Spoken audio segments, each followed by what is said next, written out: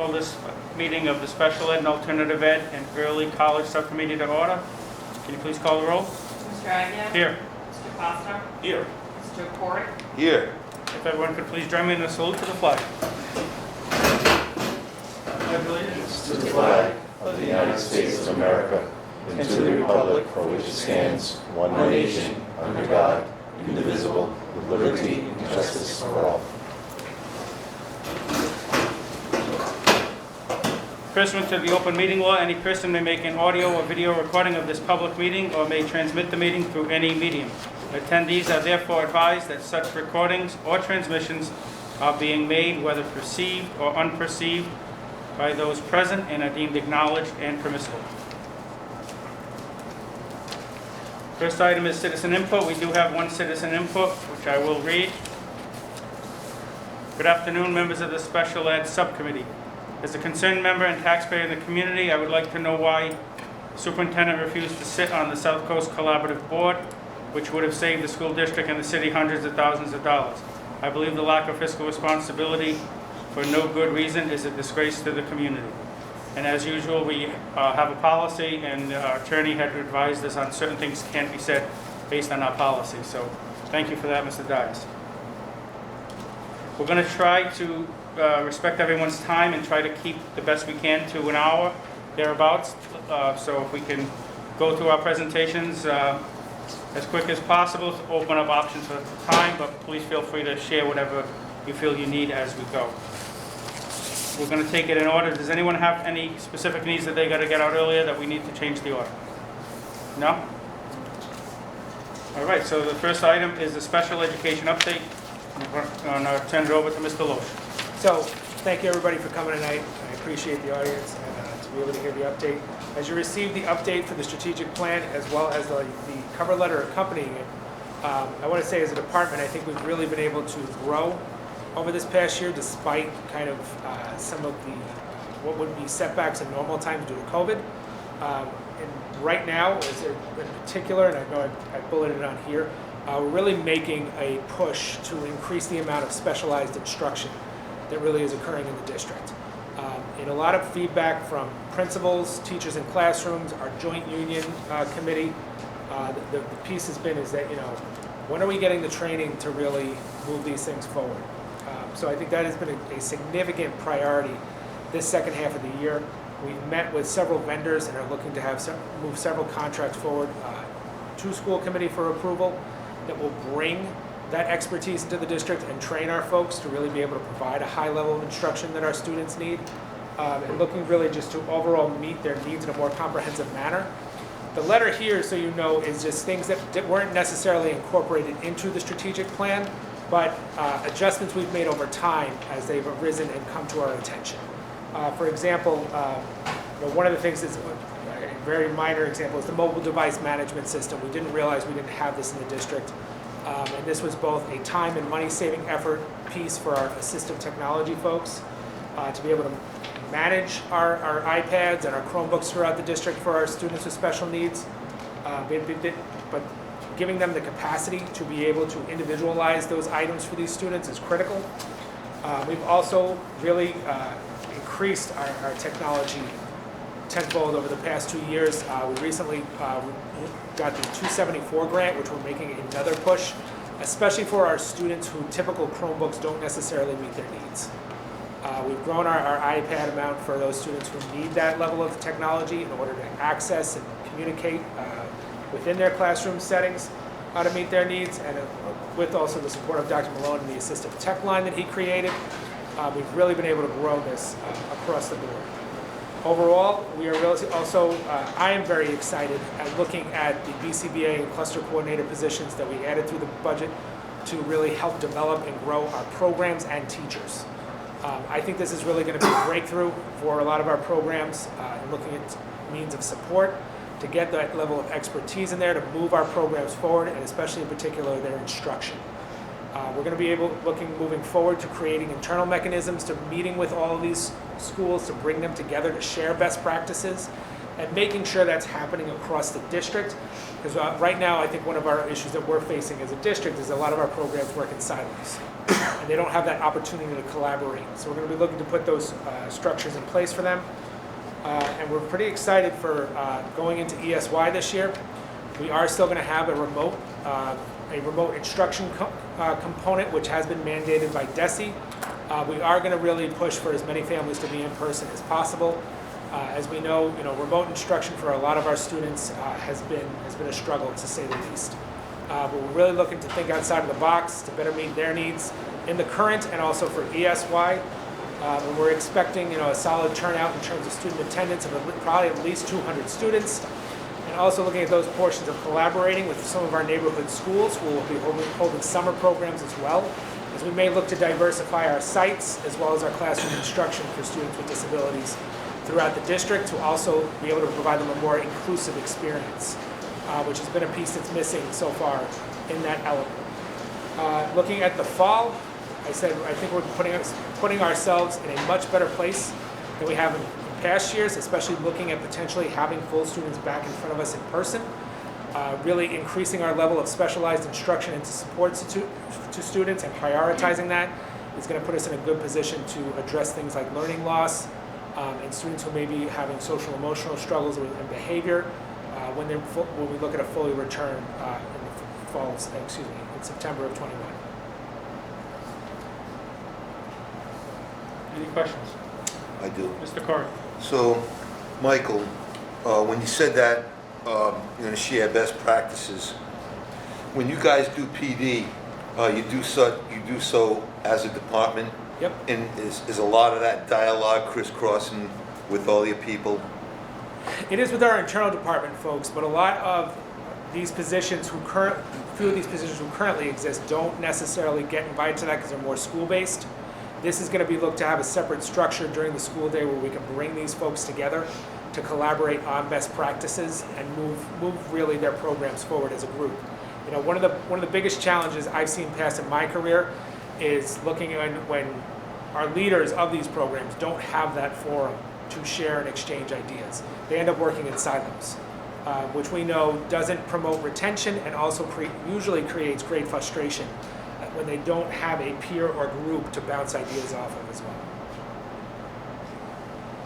How would you say, given COVID-19, the year we're coming off of, how's everybody coping? Because there's been a lot of demands, especially on educators in your department, given the circumstances that we've been facing. How's everybody coping? And it's a reality, right? People are tired. They've definitely been through a lot of different shifts and changes this year. Yes. But I got to say, I am extremely impressed with the perseverance that folks directly in our department, the special education teachers in our schools, the support staff, have really pushed forward throughout this time, especially looking at, a lot of our schools in which, they're short-staffed at times due to whether it's quarantine or people are not able to work at this time. And they've really persevered and pushed through a lot of significant challenges. And like I said, people are tired, but they're staying with it for the students of fall ready. One more question, and that's as far as connectivity with laptops and stuff. So could you just give me a rough number from this point, up to this point? How many kids have been struggling with either remote learning or not having a unit to work with? Just a rough number, because that's the work that we're going to have to look at to remediate. Yeah, I don't think any student is without a device at this point. I don't think there's any student who doesn't have a device. I know that hotspots, I think the request of those has pretty much ceased at this point. So the connectivity portion, I'm not seeing as an issue. I think where some students were looking at engagement is the bigger problem. And that's where we're advising our school-based teams to hold IEP meetings to really talk to families about re-engaging in in-person learning. Or how can they adjust the remote learning if they're really refusing to return? How can they make this more engaging for the student? What alterations can they make in order to move this forward? I think one of our keys in this is trying to think outside the box to meet some student needs. I know we've had some students with very severe disabilities who we've had some really amazing teachers who are going out to the homes to provide services, so they're getting that in-person learning, and they're are not fully remote all the time. And we've been able to do that through, you know, the willingness of our teachers, but also just kind of our out-of-the-box thinking of how are we going to best meet kids' needs. Also by following kind of the DESE regulations and recommendations moving forward too. Thanks. I yield. Thank you, Mr. Chairman. Mr. Loesch, has there been any discussions or planning for, so obviously throughout this school year, students who are in your department have probably lost a number of hours, I guess, if you will, required hours, either through their plan or just educational hours. And I know typically we make up those ancillary services or we try to make up those hours in the summertime. Are we moving in that direction? Yeah, Has there been discussion about actually encouraging families, if they're interested, in to send their students in for those sort of remedial, not remedial, but I guess, you know, the hours that they should have received that they may not have throughout the course of the year, given the pandemic. Yep. Our ability to go in there and sort of supplement that with services throughout the summer. So there's what they have as the COVID compensatory services, right? Are for either services that weren't delivered by districts or services that teams think students are going to need in order to address regression that occurred over the time of closure. We've had those conversations ongoing through team meetings for students and looking at those pieces. As DESE's recommendation was to prioritize really our high need students who are going to struggle with remote learning the most. We are delivering some of those already. And not necessarily looking at the summer, but we're keeping the summer definitely an option open for students to be able to pursue those pieces. I think that's an area where we're looking at that we may look to kind of increase our SLPAs and quotas to have them be available to provide those walk-in services for students.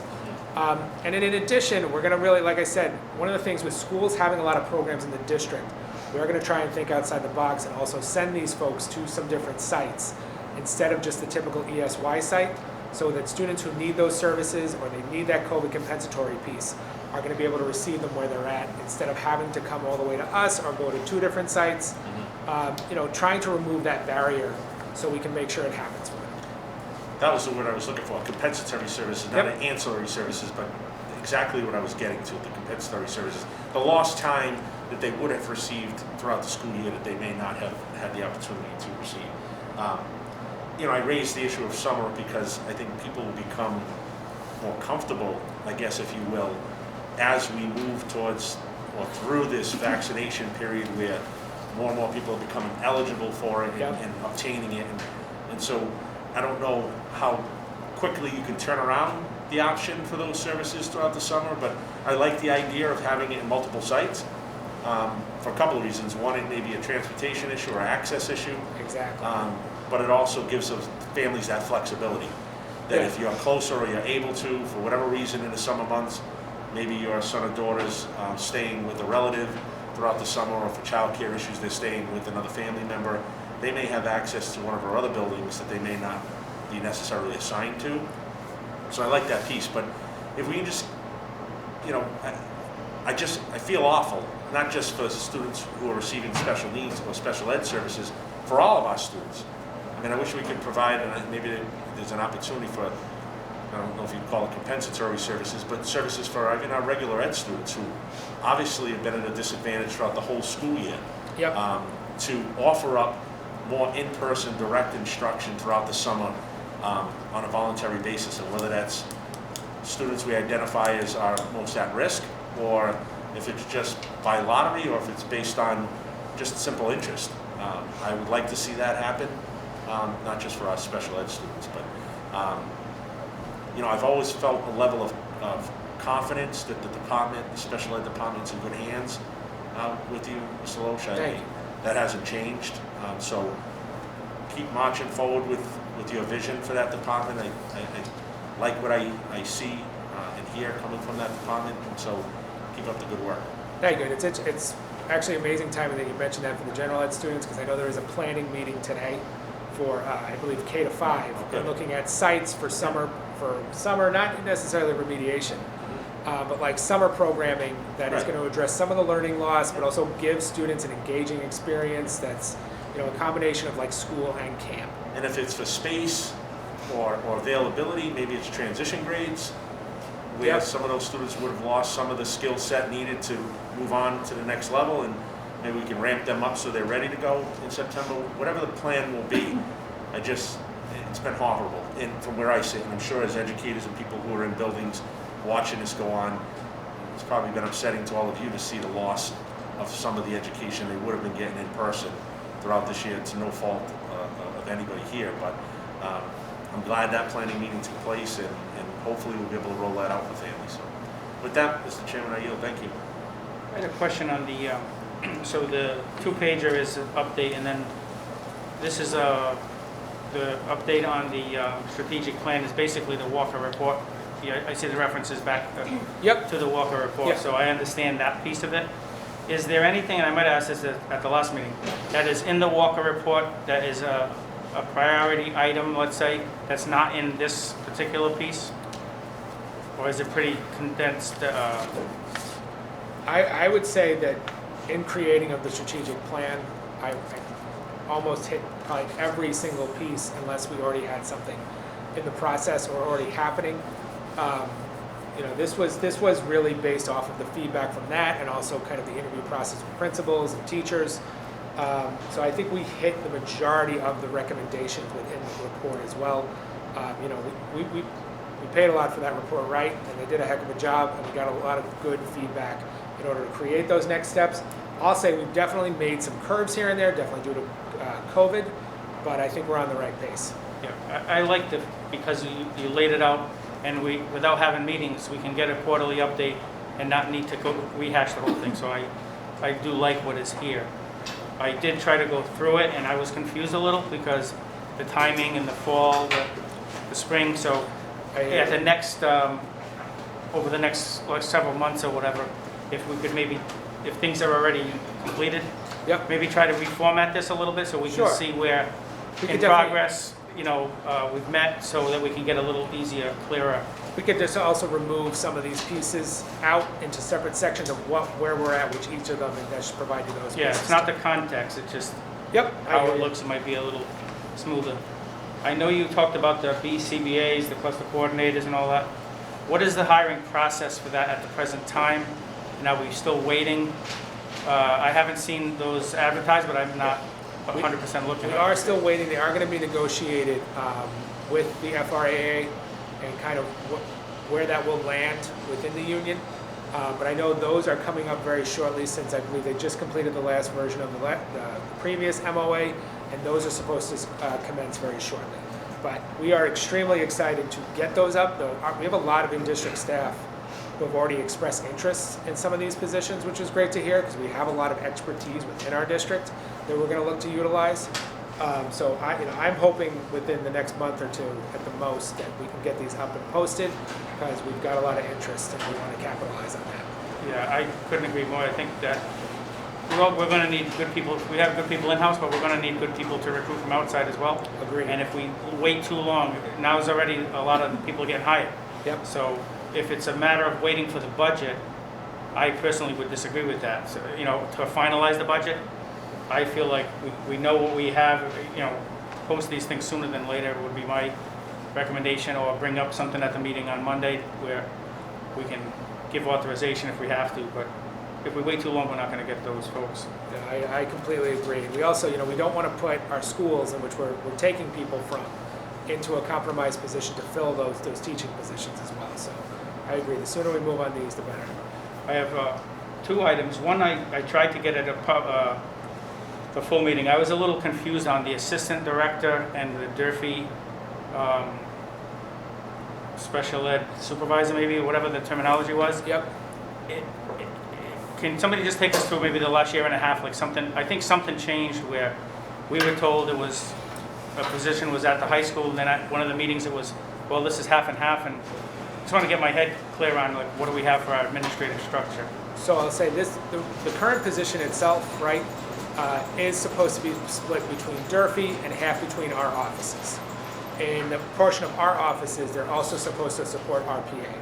What we've seen over the past year and a half is that just really the level of demand at Durfee really needs someone there on the ground supporting teachers, paras and the diverse number of classrooms there on a daily basis. And I think both Matt and Rob could attest that it is a struggle for Jerry to get out and get over to see both, just really due to the amount of attention he needs to devote to the school on a daily basis.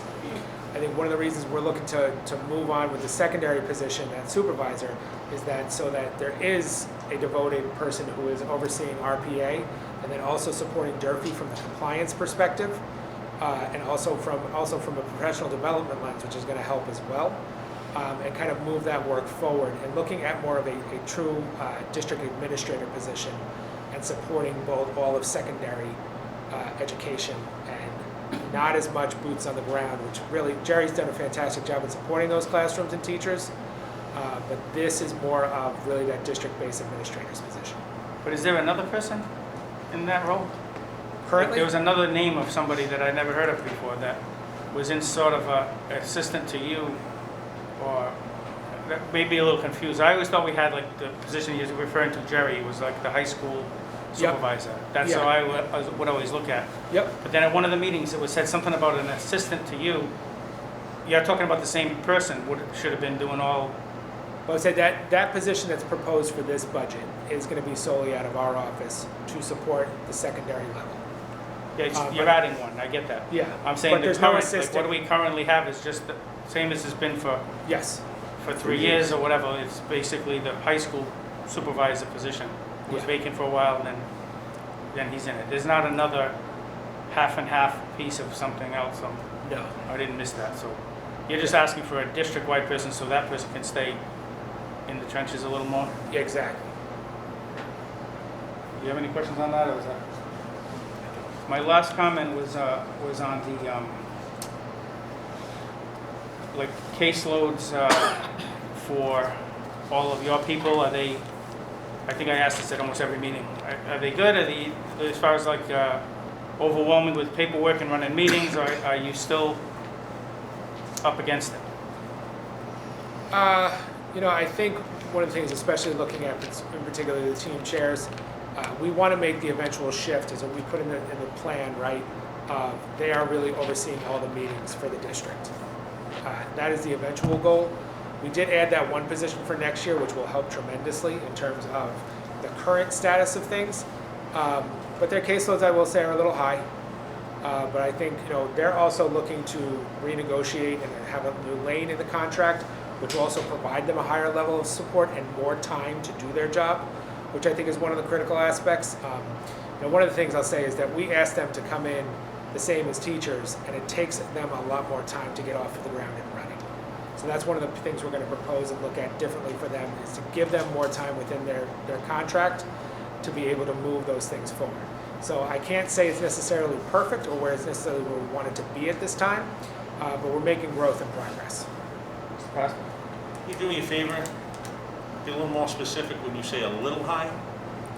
Because for me, like, if I'm gonna have a little more ice cream, it's usually like 2 scoops, Yep. but for some it may just be like a spoonful. So tell me a little more about a little bit high. Sure. So we have some schools that will have a full-time person, and they may have about 200 students on special ed at their school. Granted, they're not holding all the meetings for all those students every year. They're doing the initials and reevaluations, and teachers are holding annuals. So they're not having to do all that FaceTime for the meeting pieces, but they are still proofing and reviewing IEPs for all students under their current position. If I had to say like a goal number for each of them, would probably be between, if we kept the same piece with teachers holding annuals, would probably be about 160 to 175. Would be more ideal, but that would be an example of really the high point. for So some of our ideally, folks. about 25 less. That would give them a significant change. Is that over time. are you able to do that within your current staffing model, or would it require additional bodies, or just a restructuring? It would, of course, it would require additional bodies. Because and I won't speak for the chairman, but I think that's sort of what he's been driving home, and with not just department heads, but certainly principals, that if there are needs, there's no better time to express those needs than now. Yep. Historically, we've been a district that, gets by with, what we have. and we're going into some times, and we got some great news, the SOA is gonna be funded, so funding for education is gonna take off, hopefully, in a very positive way for districts like Fall River. So Agreed. if you have needs, I'd feel more comfortable specifically with that role of being able to manage and be part of those team meetings where the discussions that happen regarding student, their specific needs, that now may be a time to sort of put a proposal together and send that through the chain for us. And again, I believe that's what Mr. Aguirre has been talking about, and I certainly would support that. And that's why I asked, give me a little bit more about a little high. Yep. And whether you could manage it with what you have, and if you can't, then let's take that stress, that burden, that load off those individuals who are trying to keep all those balls in the air, and let's get them some relief and get them into a place where not only can they be where they need to be or review the information they need to, but advocate for the needs of those students they're responsible for, and not have to worry about, did I miss something, Right. did something fall through the cracks, should I have asked for more but I didn't have time to prepare, or whatever the case may be. Like, again, if this was 5-6 years ago, I'd say, Mr. Loesch, thank you, appreciate you doing the best you can with what you have, but we're going into a different mode in terms of funding, so Yeah. let's tighten up and shore up our departments and make sure we're operating in all cylinders and we're delivering the best services we can. So, Will do. with Maybe that, you could get some data out to the committee on that. You have 10 team chairs, here's how many they have. Yep. Sort of like that chart we've been referencing at the meeting for equality and making sure everybody's on the Oh, yeah. same page.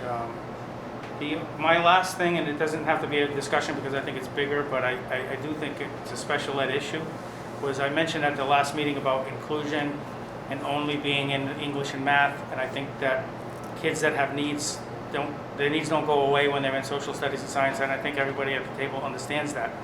But in light of what Mr. Costa is saying, what I've been saying at the meetings, now is the time to make a big, bold move on giving better services, whether it's via a paraprofessional, instructional liaison, interventionist, something to address that, because I do think it's a major issue across the district. So I just throw it out there that I think we need to look at that sooner than later, and maybe it's an instructional subcommittee meeting, but I really feel like in special ed subcommittee, we need to push and get the resources. So anything else, Mr. Loesch? Mr. Corey?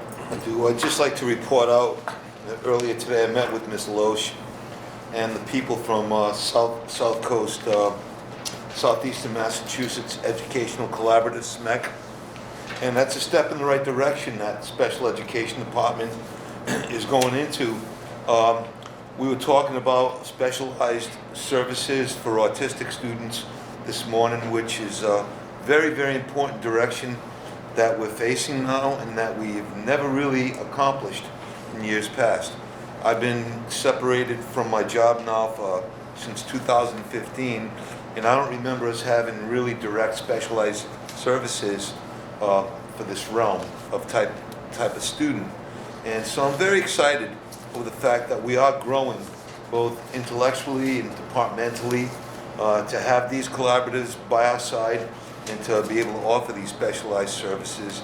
And this morning we had a walk tour of the RPA building, and we're searching out some space for the collaborative to take up in the district so they can house some of their people here, and that we could have direct services for our students.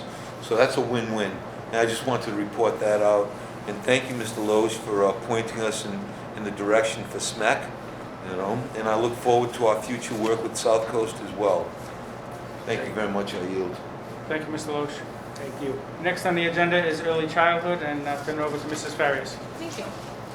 So just a little update on where we are with our early childhood and preschool programs. So they have been attending full-time in person all year since we started back in September. They were identified by DESE as a high-need population, and so have always attended full-time in person. We did start the year with about 54 preschoolers that were fully remote. Over the course of the year, we've brought about 30 of those kiddos back in person, so we're down to just a small group. We have 2 remote sessions running right now with about 23 children total remote. Everyone else is in person. We are at this point just about at capacity, which is typical for us at this time of year. We have a few seats still open for kiddos who will be aging in at 3 years old between now and the end of the school year, but for the most part, we are at capacity. We have an additional, right now we're at about 120 students that either walk in for services, speech, occupational therapy, physical therapy, or who we provide those services at the community daycare that they are currently attending or at their Head Start program. We are looking to make some shifts next year, again, as we did this year, continuing to expand that full day option. So we are looking to convert 2 of our half-day programs to full-day programs next year. One of those will be a full-day integrated. One of them will be a full-day substantially separate special ed program. In addition, we're looking to open 2 more full-day integrated classrooms next year. Right now, we're looking at Fonseca and Laterno for those buildings that will house those programs. It doesn't substantially increase our total enrollment because we have to close some of the half-day sessions to open the full-day sessions, but it does substantially expand our ability to provide that full-day program to 4-year-olds in their last year before they're heading to kindergarten, and so that's definitely some significant value added there. We have been working on professional development this year with all of the preschool staff, really focused on building those social emotional competencies in our little guys. This year has been a challenging year for preschool in the sense of what preschool's made for. And so the real development of those social emotional skills and the play skills with COVID protocols in place, it has been difficult.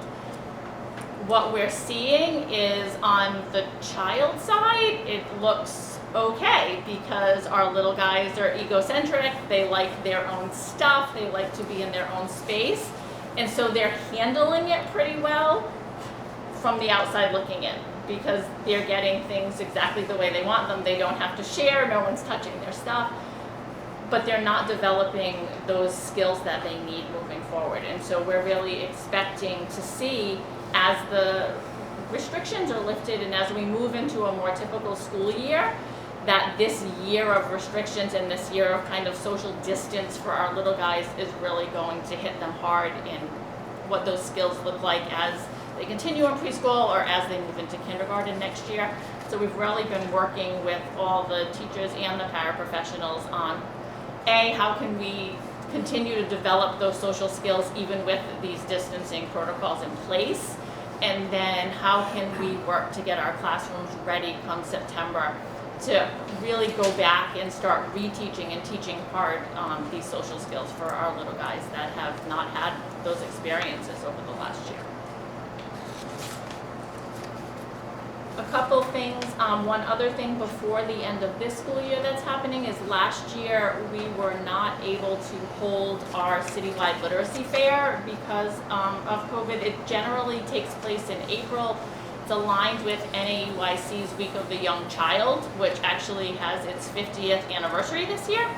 So we are able to hold the literacy fair this year, which we're excited about. We did push it off until May, just to give us a little bit of better weather because it will be an outdoor event this year. It's going to be held here at Spencer Borden on the Spencer Borden campus on May 15th. We are doing it as a pre-registration this year so that we can stay within the gathering guidelines. But we are, right now, we have about 150 families that are registered. We have space for about 300. We're running it in hour shifts this year instead of just one open event. And so we've worked with the community agencies that partner with us on this to just kind of recycle the program over the course of 3 hours. Toe Jam Puppet Band will be here again this year, and they're going to do 3 separate shows so that families, no matter which. What are the dates on that again? It's May 15th. Okay. Yeah, so it's a Saturday morning, and it'll be here at Spencer Borden. So we're excited to be able to bring that back. It's a very well-attended event in the community, and so we were. It was hard to not be able to have it last year, so we're happy about that. Did you have a question? More of a comment. I guess I could frame it in the form of a question.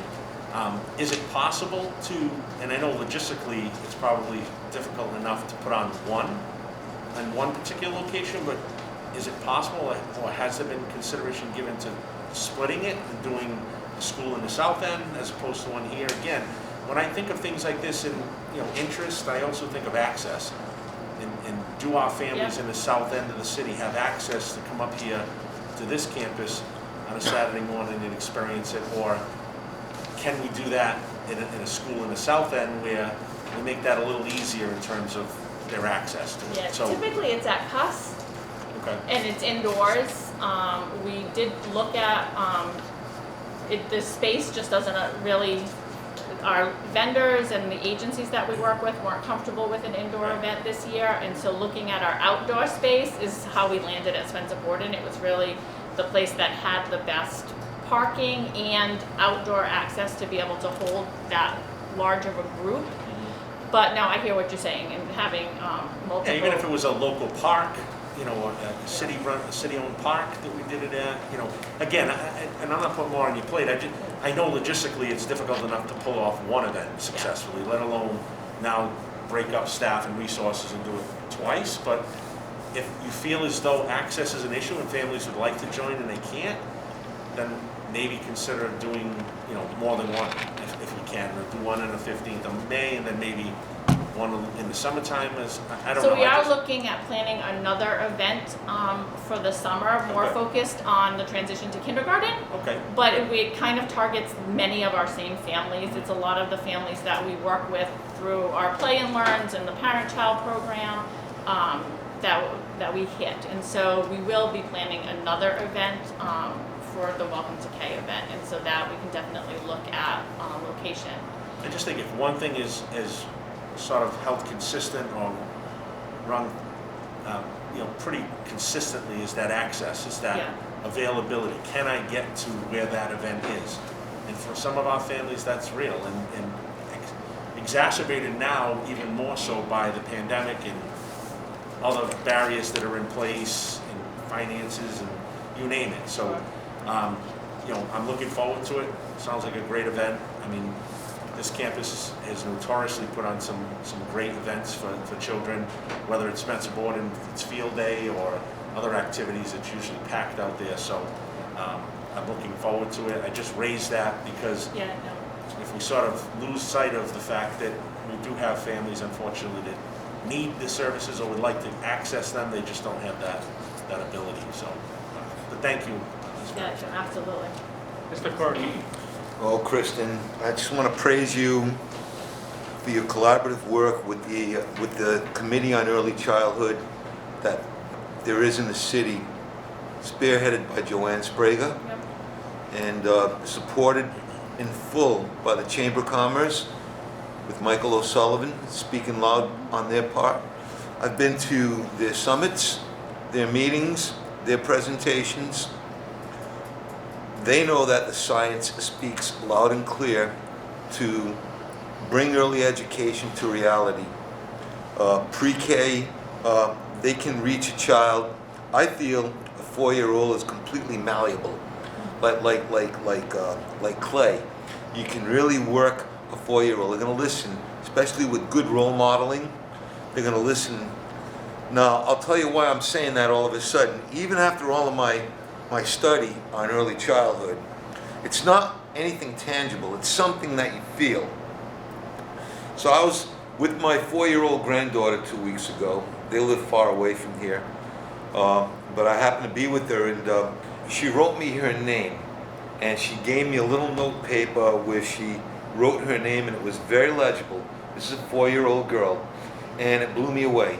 And so it just registers deeply inside of me that if we can reach a 4-year-old, then I really think it's going to be a great turnaround idea for our student attainment by the time, especially they get to 3rd grade, and we're looking at dibbles, and we're looking at reading scores, and all that kind of stuff. And maybe that extra year maybe puts some conditioning in place that they could build upon for their own intellectual growth and social emotional growth as well. And so my next question is, in early childhood, has there been any discussion if you recall the second step program that we had a few years back, just to get a child to be able to sit in a group setting like this and be able to listen before they act out or respond, you know? So is anything gonna be in place like that in our early childhood program? Yeah, absolutely. So we have second steps in early childhood. So second step actually has an early childhood program that's entirely separate from the school age program. And so in the early childhood program, it's actually daily lessons. So it has a full curriculum that spans just about the entire school year and covers the entire week. And so all of our preschools have that curriculum. They've all been trained in that curriculum. Good. And so it's implemented in all of I our used to be the preschools. trainer, so I really enjoyed it. You know, Yeah, I just saw it's a the great worth program. and the value of that program. And it's very important for a child at that stage of life to learn how to listen and then process and then respond. Yeah. It's so critical, I Yeah, think. and the professional development that they're doing this year is the pyramid model, which is the positive behavior supports curriculum. It's what they're doing right now is they're actually going through, it's a 15-hour course that's put on through Mass Start around the pyramid model. And so that aligns with the social emotional curriculum and establishing the environment, the relationships, explicit teaching of social emotional skills. And so those two things really go tightly together. That's awesome. Thank you, I yield. Yeah, my only comment on it was the piece that you have in here that you're looking at, renting the old St. Joseph's. Yeah, sorry, I Well, think we got derailed a little bit talking about the literacy fair. So that, we had the conversation at the last school committee meeting about really starting to explore opening an early childhood center. And so that process has begun, and looking at available spaces in the city to be able to do that piece. Yeah, I agree 100%. I still don't think we're moving fast enough, quite frankly. We have resources and money, and it's like we're sitting on this stuff instead of just making a decision, buy a building, do something. Yeah, So and I was glad to see Ken and this. Dr. Malone have been really looking at spaces. I did get to meet with Ken yesterday. We've talked about a few different options that we're touring and looking at to just make sure that it makes sense. Yep, I would look at the number, so I see all these numbers and I have no idea, it's very confusing. If you could just send the committee a number to say, we have X amount of half-day, X amount of full-day. Okay. Because in my opinion, if we don't double that number with the money that we have and the resources that we have right now, we're just spinning our wheels and wasting our time. Because you could create the greatest program in the world, but if we don't have the kids in it, what's the point? So if you could get us that number, I think a goal should be to double it and just keep on moving forward.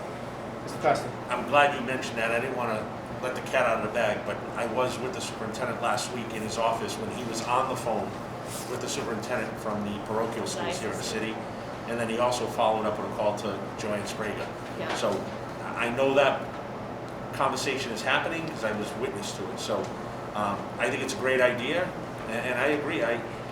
We've been talking about expanding opportunities and access to pre-K far too long.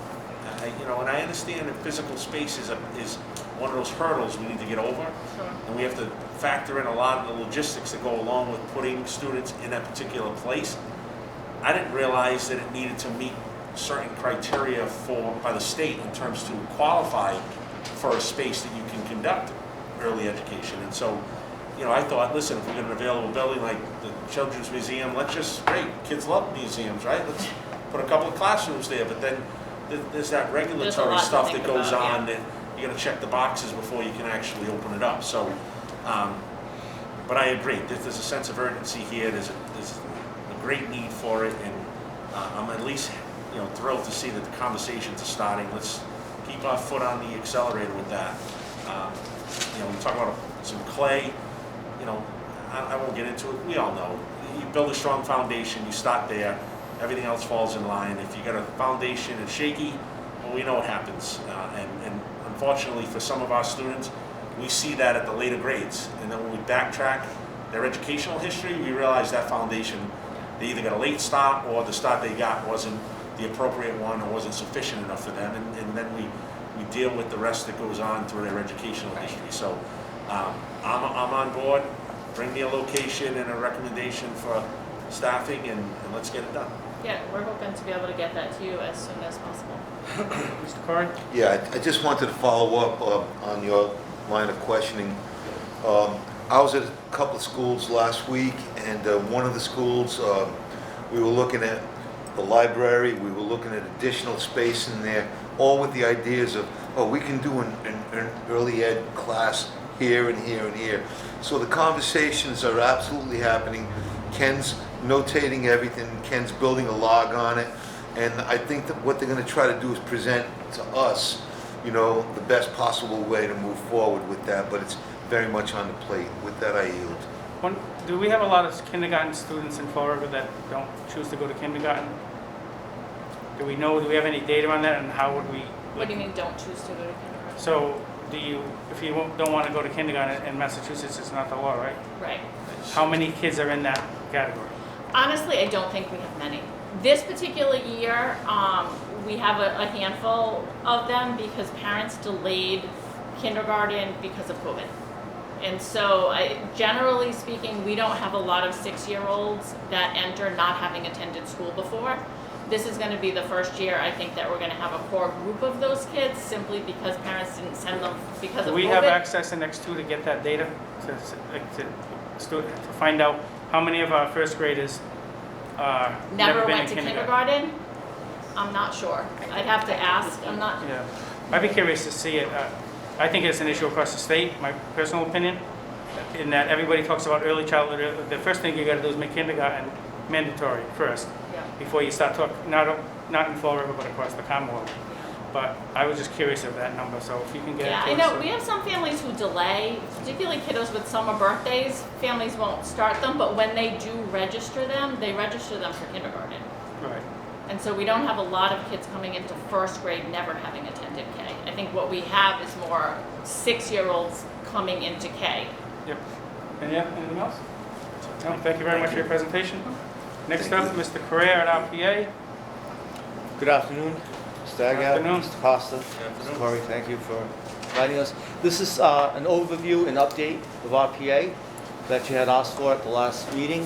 So our vision for RPA is a learning communities that support student-centered educational environment consisting of multiple educational options for our students. So we base the students' needs at the forefront of whatever planning we're going to do. Our focus is to focus on each individual student that needs from the moment they are referred to RPA, and from the intake process to graduation, we're always checking in with the students to make sure we're meeting our needs and they're on track for that graduation. And what we designed is the students' learning experience by personalizing their coursework. And we want to make sure that the programming that we offer them is tailored for their success. Our foundation is to build on a solid foundation grounded in personalized instructions. Students begin with the intake center. That's a brand new center that just opened up this year, this September. And what we do there is we meet with the students and we set their goals and develop a plan for their success. To date, we have 238 students enrolled in RPA. We have 66 in the middle school or the upper cohort. I'm sorry, lower cohort. Middle school is lower cohort and high school is the upper cohort. And together we have 170. But that 170 is broken down into two components. There's 142 students that attend RPA, and there are 28 that are enrolled in the Evolve program. But that's part of the high school component of RPA. So the RPA Intake Center and Assessment Center, we identify academic and SEL needs. We set goals, develop a plan for success, arrange supports, and build a schedule around that. One of the things that we want to do is make sure that the students that are introduced to our school come with educational gaps. And what we do is we make sure we do placement testing. And we can identify during that testing where those gaps are. And we don't want to regress with those gaps, we want to move forward. So we set up their schedule so that they can get the remediation that they may need and still attain forward momentum by placing them in classes that they need at the same time with tutorial help. The total number of intakes so far since September are 55 students out of districts, which is 58% this year. Out of district students are 24 students, that equals to 25%. And for re-engaging students, we re-engaged 15 students this year. So that's our breakdown of what's been done as far as the data is concerned with the intake center. What does that mean out of district? What does that mean? Out of district is that they came from other cities. Like just outside of? Outside Florida.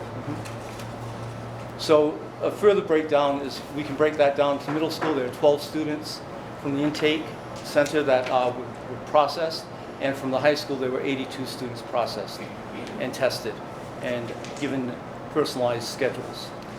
Middle school, grades 7 through 9, we offer full year courses, online learning, potential referral. Hopefully the goal is to make sure that we can bubble up these students to be referred back to the sending schools in the middle school. This way here they can get a full account of what middle school life is like outside of the RPA school and back into their sending school. And testing for grade leveling and placement is very important. We want to make sure that they meet success in the middle school once they leave RPA. That's very important. We just don't want to send a student back and have a boomerang effect. We want to make sure they can meet some kind of success. For the current status for that, students returning face-to-face classes for the middle school is 52%, that's 34. We have 66 right now, students coming back from COVID. I'm sorry, we have 66 total middle school students. We have 34 coming back face-to-face. That's 52% of that population. But we also have 48% remaining remote. We're still working on getting them to come into the school for face-to-face instruction because we believe that's where they should be.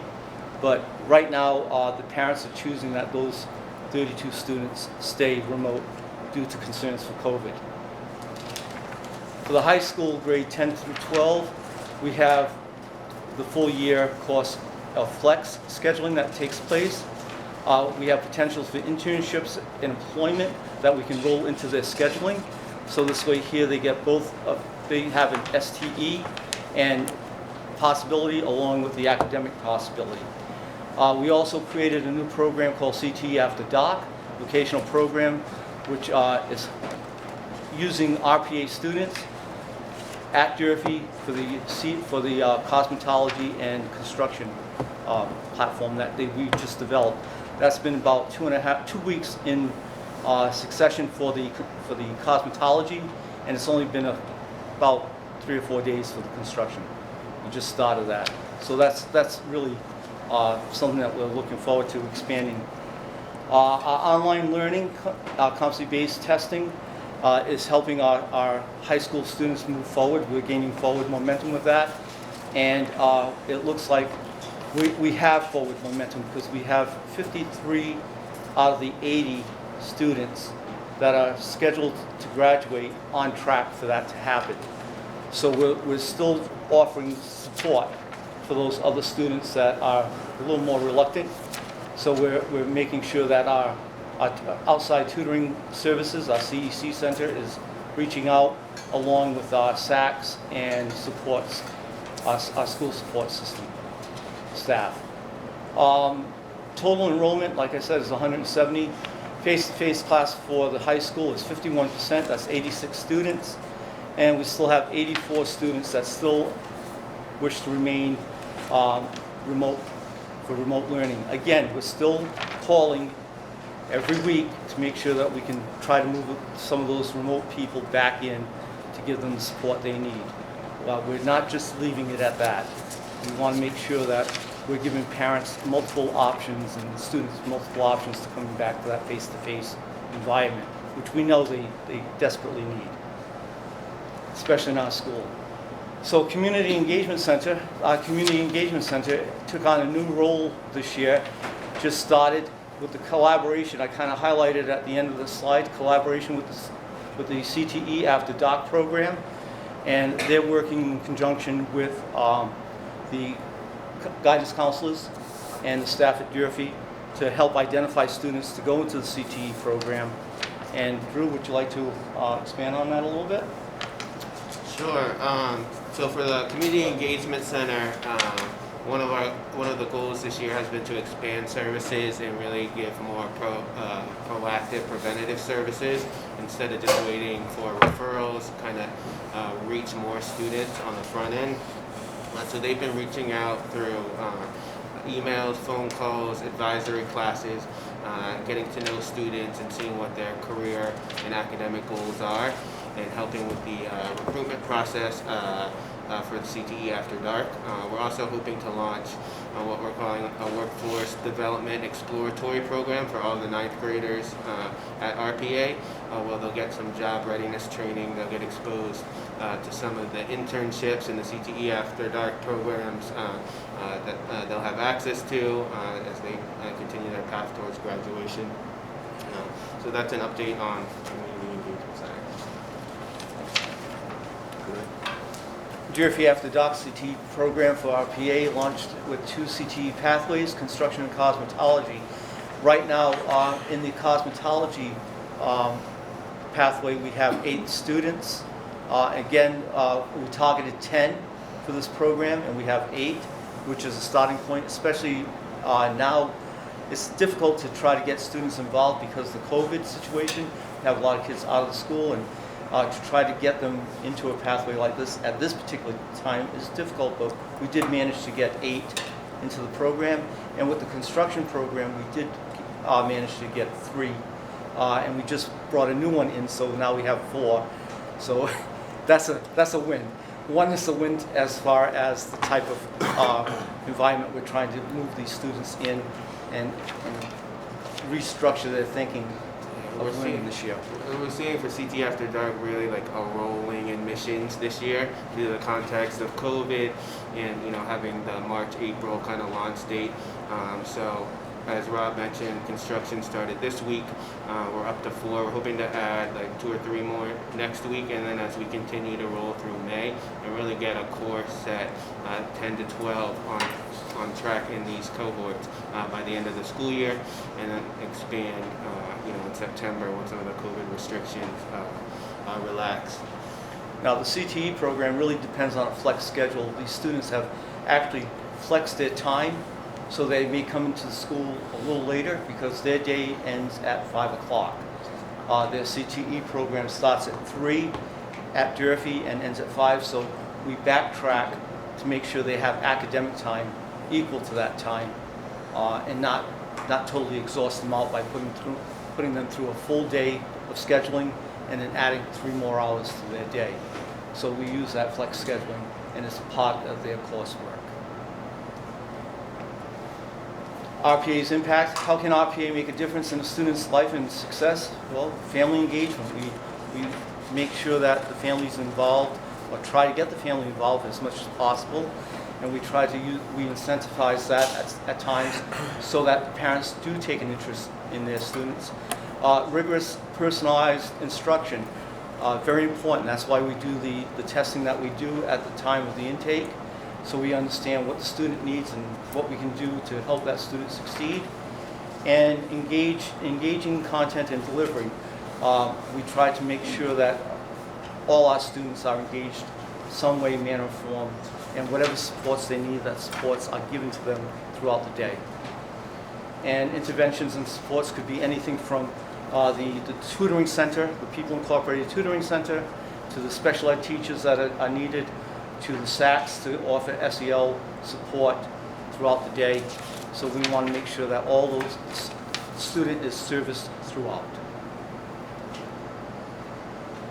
And RPA by the numbers, if we take a look at attendance, as you know, this year's attendance throughout all districts is difficult, and we're no different. We've had a decline in attendance. However, we work on that every single day to try to improve it. It's not good enough to say that students are home and there's nothing we can do. We can try to motivate them, and we try that by doing home visits, doing phone calls, having SACs talk to them, making sure that they're doing okay. The difficult thing is getting them to log on when they should log on, and it's a task. And again, no different than anything else. We're up against a lot of things, especially in the high school. A lot of our students went out and got jobs because their parents are no longer working. So they're helping support their parents. And it's hard to tell a student that they have to make a choice, especially if they're helping their parents. So we have to gauge our time, our educational time. We have to shift that to meet their needs. So if the student can do it at 7, 8 o'clock at night, sometimes it's 10, 11 o'clock at night, and sometimes it's 1 or 2 o'clock in the morning. We take that into consideration so that we give the students the opportunity to go forward with their education. So the last slide here that I have is the structure of the overarching hierarchy of the school. It starts out with the principal. If you notice, the VPs, the Evolve coordinator, and middle school VP, high school VP, and Evolve coordinator are on the same level. They report to me, and it branches out from then. From that point, it goes down to a series of events, pathways, no different than any other school. The only difference here is that we incorporated the Evolve pathway, and we make sure that there's direct communication with the coordinator and myself. For more on the Evolve pathway, I'm going to turn it over to Jan. Okay, so the Evolve pathway serves 28 students, which 11 of them are in grade 12. Most of these students have come to us because they are off track or have been disengaged. So 5 of our seniors are on track to graduate this year as fourth year graduates. 9 are in grade 11 and 8 are in grade 10. We do not service 9th grade students, as our model is really meant for grades 10 through 12 who are off track and started with us that way. Our mission for Evolve is that we build on individual strengths of students who've disengaged from traditional school, empowering youth to develop mindsets and skills to succeed in high school and achieve their goals for post-secondary ed and employment. It's okay, I have a look. We build a culture of holistic support, promote rigorous student-centered academics, and facilitate real-world opportunities to learn and serve in the community. And that last part of our mission, we haven't really been able to carry out this year about facilitating the real-world opportunities to learn and serve in the community with COVID. This year, we were hoping to onboard up to 50 students. That was our goal this year. Again, COVID-19 really impacted our recruitment as well as where we're currently housed has been a barrier to enrolling some students this year. So although we are not a standalone in terms of our data, we do measure our attendance and engagement separately. So one thing we really have done well this year is engaging our students. We're a staff of 6 with myself included. So for 28 students, there is not a day that goes by that we are not speaking to students and their families and doing some really intensive wraparound support to make sure our students are engaged. So our attendance year to date is 80.4%. This is the first year that we're going to have graduates because again, we onboarded students who were in grades 10 and 11 last year. Now we have some students who are in grade 12, so we will have our first graduates that have been demonstrating competencies. Our overall goal of our pathway is that students are graduating with the skills and content knowledge and ability to take college level courses without the need for remediation. So we really want to prepare our students to be successful at college and not have to drop out because they go there unprepared. We really want to make sure that those students have those competencies met. We measure our engagement by course completion rates. So really looking at student work and the quality of that student work and competencies that students are demonstrating. So this year we have 2 prioritized competencies that we want all of our students to meet. One of them is the argue competency, the other one is the communicate competency. So for trimester 1, we had 22 out of our 28 students demonstrate competencies with their final projects from their TLEs, which are their project-based units. And for trimester 2, we had 23 out of 28 students demonstrate competencies on their final projects. So 82% are demonstrating competencies, which we are extremely proud of our students given the current circumstance that They're showing up to class remotely and in person. About a third of our students are in person right now. 2/3 are about remote. So that is something that we're very excited about, that our curriculum is very engaging and our intensive wraparound supports for intervention, for attendance, are working with our kids. We do have a student testimonial, if you want to click on that. This is from one of our students. His name is Jacob. If you click on where it says listens to.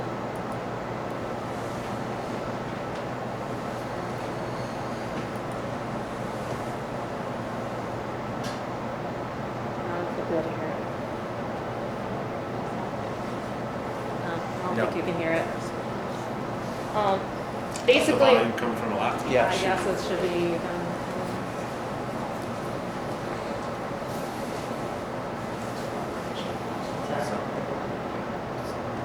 It's already maxed out. Yeah.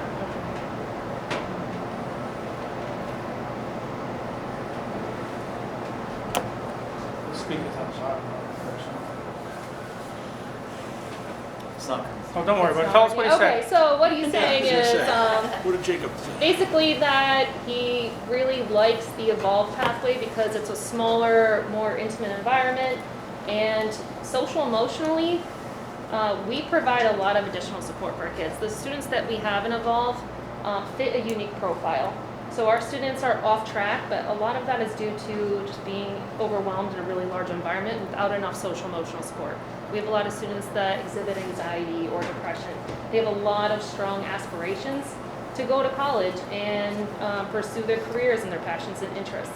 So our students are very motivated to learn, and they really want these opportunities to be prepared for college.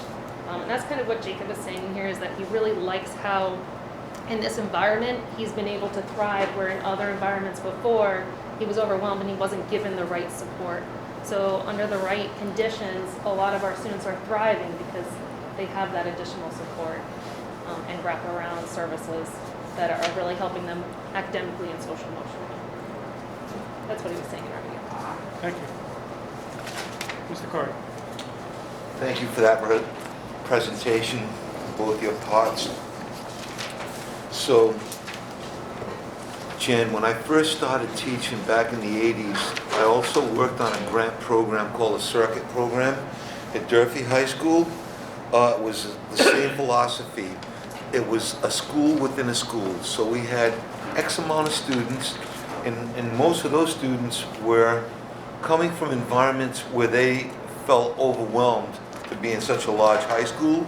So we broke it down into a limited group of students. We had 4 core teachers and an adjustment counselor. And those 4 core teachers stayed with those students all year. And so the social emotional wraparounds were there. Our engagement with parents was there. We noticed that most of these students, and some were inclusion, special ed type kids, did very, very well because they had they were able to develop a work environment where they felt safe and secure every single day. So that's what you just said about the Evolve thing. So that's a model. So my question is, can we expand that model to have other components of Evolve within RPA? To break it down like another 28 students, and then another 28 students do the same thing in those kind of ways? I think that's almost a perfect segue Sure. of Yes, so to Matt. Great do question. we want to address that now, or I think we will? In terms of the RPA update and then Evolve, we can talk about Why that don't we if you go want to through keep the going. rest of the questions, because that's a whole nother topic, I think. So. Sure. That's awesome. Okay. So I'll get that question Yes, answered okay. later. So that's awesome. Was this all part of the Bar Foundation grant too, to Yes, show this so- kind of movement?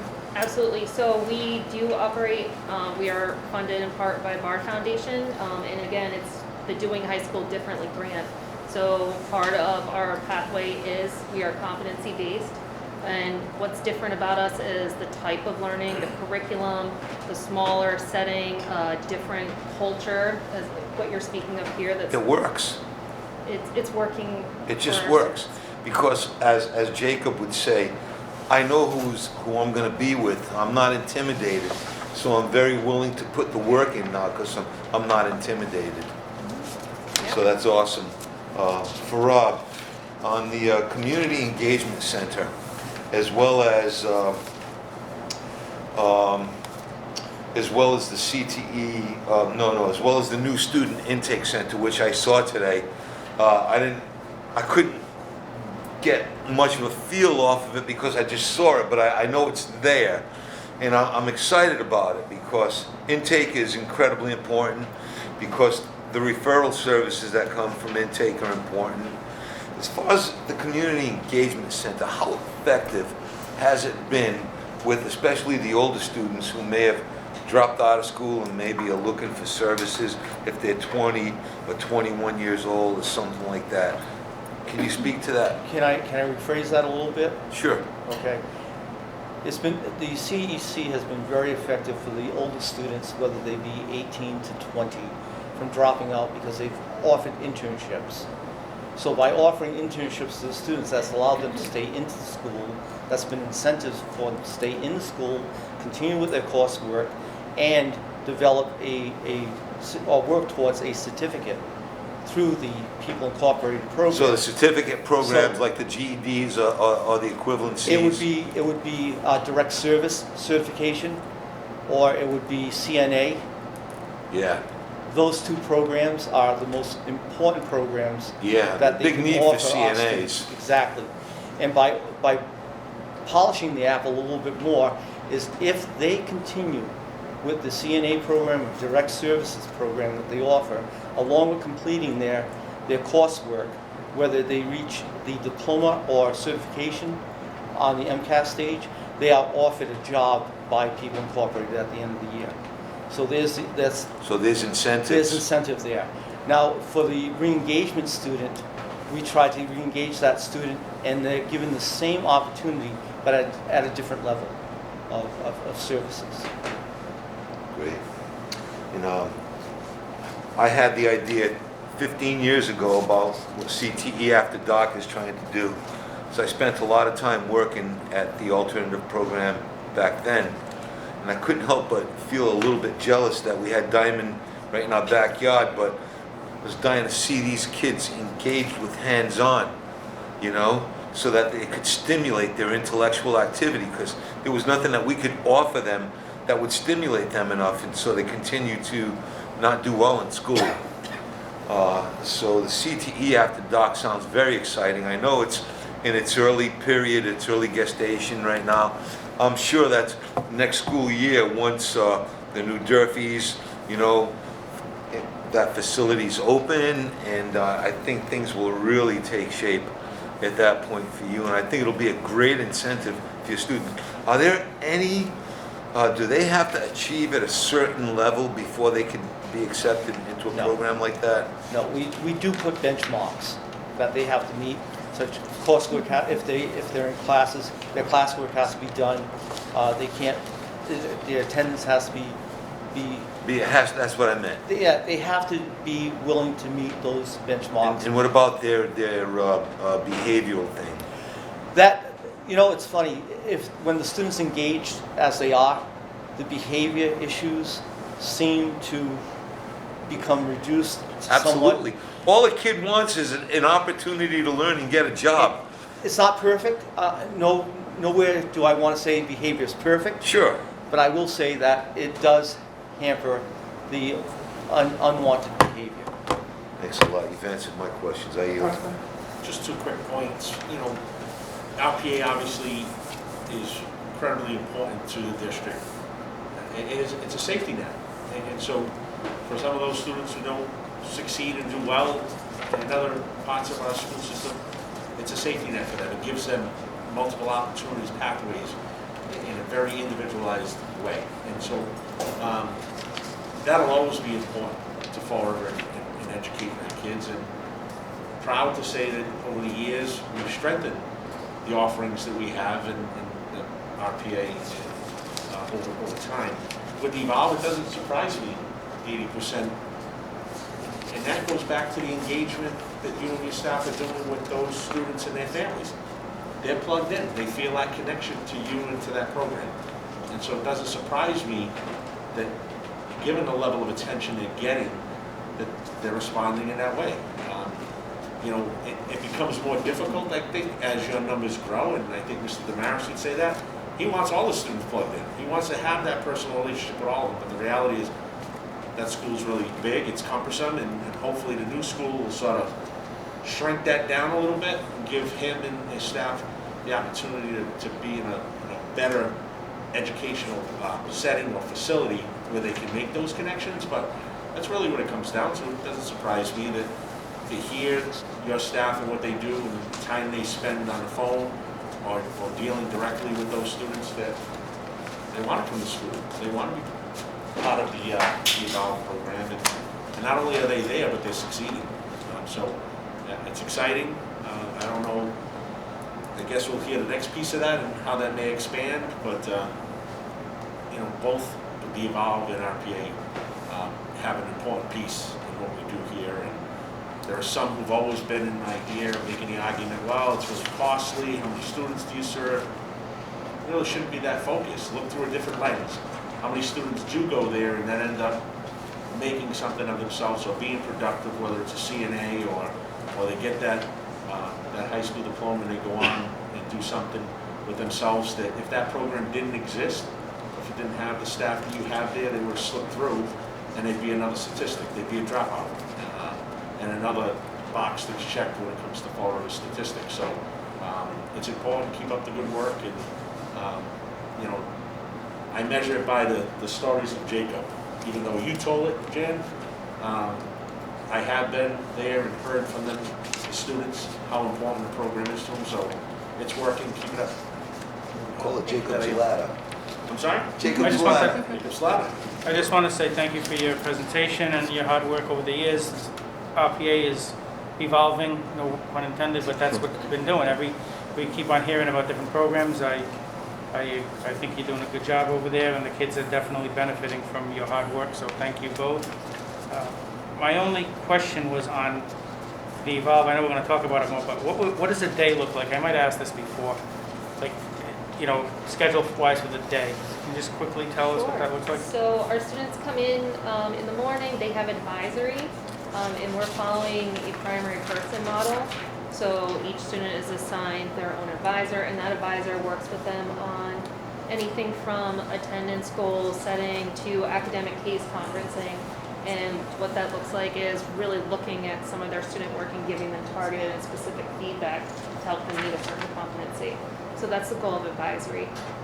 They have that every day, and then it's followed by 2 block classes that are their TLE classes, and those are usually in English, math, science, or history, and they're high interest, competency aligned, and all of our competencies have crosswalks over to the Common Core standards.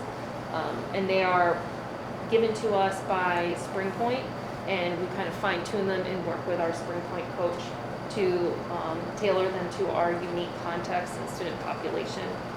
So they have 2 of those hour-and-a-half long core content classes. In addition to that, we supplement any of the power standards that we're really looking for that aren't covered through our TLEs with Edgenuity. And that's something that they work on usually either in the afternoon class, which is another block class for their last period after lunch, because we're following a block schedule. We don't, RPA usually follows the 50-minute periods, and we have hour-and-a-half long sections of class. So the afternoon is more intervention-based, so students have more of a personalized learning experience in the afternoon, where they can either meet with their advisor for targeted feedback for their TLE work. They can also work in like a lab cluster on some of their Edgenuity courses, or it might be small group instruction to help catch up students who may have missed one of the lessons from a TLE. So it's really unique because of our size. We have a lot of options in how we kind of structure that last intervention period of the day. And it's more based on what students need versus everyone's just going through the same type of schedule. So it's very individualized in the afternoons. Thank you. I think Mr. Costa just mentioned that people always say it costs money, but it does cost money. And if you looked at the 28, I know you wanted 50 and things happen. But if you just looked at the cost of it, it's very costly. The 8 staff, I think you said, or 6. We have 6. 6 staff for 28 kids, you know, you just do those numbers, it's probably very high. But if that's what it takes in order to meet the needs of these kids, then we need to do that in other places and not say, oh, we're spending too much money at RPA or whatever, in these other places. So I agree, it's something that we should do and try to expand, but I do think you're both making a difference down there, so thank you very much for your work. Anything else? Yeah, just a couple of basic questions. As far as the CTE after dark, when they're done at 5 p.m., Rob, are they provided transportation back home? Yes, yes, there's a bus it's a dual purpose bus. They have students that stay later at Durfee, so the CTE students have access to that bus, and it's a regular bus route. It's a school bus where they dropped off in the vicinity or nearest point to their home. It's not door-to-door service. Okay, that's all I need to know, thank you. They also get Thank dinner or snack on the way out. I can't, They also get dinner or snack on the way out too, like wraps and food to take home. not filet mignon, huh, Drew? Not yet. Not yet, in the works. All right, my Next man. is the culinary program. All right, the next discussion is Evolve Academy update, and I'm assuming just by the dialogue that it must be you? Sure, I think Or whatever. it'll be across the table for sure. We don't know any of this, so that's... Okay, all right, so a lot of the lead up here, you've already kind of made statements on or asked questions about. Durfee High School is a large comprehensive high school, 2,100 students right now, 590,000 square feet where we are. We're moving into a building slightly smaller, certainly more organized, a logical structure with a lot of visibility, a lot of transparency, and probably we'll be able to achieve a smaller field for a lot more students beginning next year with the way we'll be able to set up with the freshman academy and follow that similar model through the grade levels. With that being said, it's still not going to work for everybody, right? And we're thinking about students, a lot of SEL needs, the population that Jan described in her program. Those are students that either entered the district and went straight into the program or were referred from Durfee to RPA over time. These are students that we've tried everything we possibly can in the large comprehensive format, and we have nothing else to offer them. No other step between Durfee and a referral to an alternative setting. And some of those referrals eat at your stomach because you know they belong in the building where you are. You just have nothing left for them to try. There are always going to be students where it's appropriate that there's a straight line from Durfee to RPA based on their conduct. And that's not the student that we're talking about here, okay? Durfee needs an alternative step within its own walls. Now, I've been a proponent for competency-based since I was a teacher, going back to the start of my career. In fact, a couple of years ago when I became principal with Drew and another team, we went after a bar grant ourselves, but it wasn't something they would consider because they had given a sizable grant already to RPA and to the public schools. So we're at a point right now where we have students that are appropriately referred to RPA. We've developed an excellent relationship over the last several years. I think that it works really well in both directions. Absolutely. They also, at the tail end of the continuum, are very good at helping kids graduate that have lost credit, right, along the way. Some of those students, if I had a step in between Durfee and RPA, they wouldn't be in that position in their senior year. When we think about the growth of Evolve, they're asking us to refer students over to them. And we have had some success with that, but the numbers bear out that they're not hitting the numbers that BAR is looking to achieve, and looking at the staffing, they can handle more students. It's a hard sell to say to a student and a family, we're going to refer you to Evolve over at RPA when they're watching a brand new building being built. When they know that within even the current structure, we have access to the arts, we have access to all of the CTE programs. We have access to everything that comprehensive high school brings. So the purpose of this conversation is to open up a dialogue about considering moving Evolve from RPA to Durfee. We do have the space on the footprint within the four walls of the brand new school in a very primary spot And when you think about the Durfee CTE After Dark has been spoken a lot about here today. Many of the students, if not all of them, that is in that program are part of Evolve. So, in a nutshell, I'm asking you to consider, or as we take it, maybe if you would refer it to the whole committee, that we think about moving that program to Durfee. Anybody else, you want to open it up for questions? Or you want to say something on that? Dr. Malone was. Yeah, sure. Thank you, Mr. Hagan. What Matt referred to in terms of space, you got to remember when we originally designed the New Durfee, we still had the program we called the Bridge. So we actually have a physical space with 2 classrooms and some smaller breakout rooms that is primarily located. And right now, since there's no longer a bridge, remember, we eradicated the bridge when we went Stone K-12 and all the work we've been able to do at RPA. But Matt has a space and he has a need. So what we've thought about over the last several months is we've incubated Evolve. And it really, I mean, you were there with me today, we were down there. You see how it's working. It's being very successful. These are not kids who were conduct-based, behaviorally based, assigned to RPA. These are kids that didn't fit and we had no other options. So if we moved our Evolve over to Durfee to be a program under Durfee's umbrella, under the leadership of Principal Damaris and program directorship of Janet, what we would be able to do is he would be able to have another tool in his toolbox to assign kids on the spot. Now, granted, at the same time, we feel, because we're also, as you know, Mr. Costa, over the last, you tasked me 4 years ago or 5 years ago with expanding out-of-district enrollment at the Stone, which we've been able to do.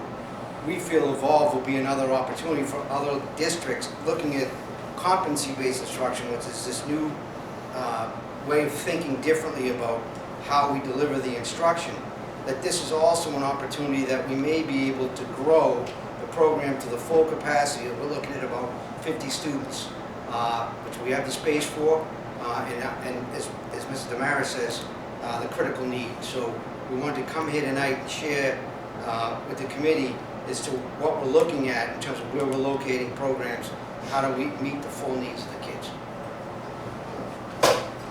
Did I already call on you or not? You jump in there, Mr. No, Costa? let Mr. Mr. Costa. Costa first. Thank you, Mr. Chairman. I heard the superintendent use the word, Mr. Damaris will have the opportunity to assign students. My understanding what evolved was there was an interview process that they would come in not only to see if the program was a match for them, but if they were a match for the program. So is that just semantics? When you said assign? Refer. So the same process is going to take Same place? process. If you identify somebody, they'll go through the process like they would if the evolve remained at RPA? Yes. And the other- I just didn't want it to be one of those it's an open door where you take a student, you just assign them to Evolve, because it's sort of counterintuitive to what I heard the program was about. And that was a process where it was a Semantic very issue. deliberate process for the student to be a match for the program and the program a match for that student. So I just don't want that to get lost. Yep, that's I exactly don't what we're necessarily doing. have any, heartburn over the program, whether it remains where it is or at the high school.